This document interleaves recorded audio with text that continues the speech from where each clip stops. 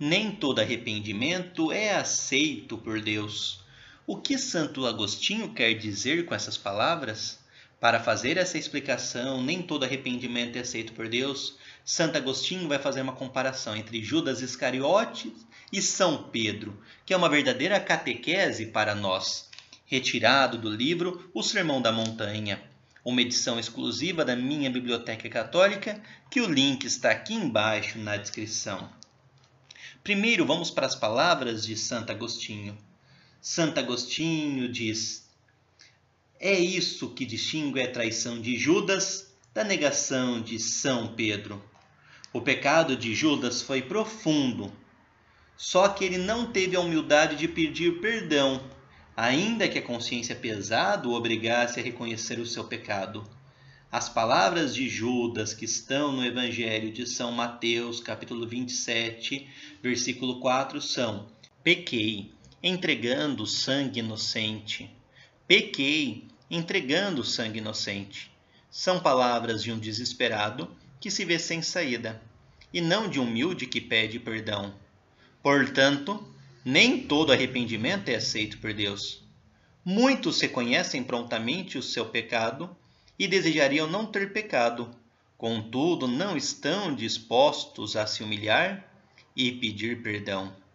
Esta foi a grande diferença entre Judas e São Pedro. Os dois erraram, os dois pecaram, os dois sabiam que haviam pecado e desejariam não ter pecado. Judas disse: pequei, entregando o sangue inocente. São Pedro sabia que havia pecado, negando 3 vezes Jesus Cristo. Os dois desejavam não ter pecado, mas a grande diferença foi na humilhação e no pedido de perdão. Judas Iscariotes sabia que havia errado, mas não quis pedir perdão. São Pedro, contudo, quão arrependido ficou, quão abalado, quão triste, quanto seu coração havia sentido esta negação. Ele se humilhou muito e pediu perdão. Esta foi a grande diferença. E até para contribuir com essa história, vamos às palavras do padre Milialiot, que narra um diálogo silencioso entre São Pedro e Judas, o traidor. São Pedro diz: se você, Judas, em vez de se enforcar, tivesse procurado Jesus para confessar sua covardia, dizendo: eu fiz um grande crime, estou arrependido, perdoe-me, Jesus o perdoaria. Pedro lembrou-se da cena, então, no pretório de Pilatos na Quinta-feira Santa, sua negação.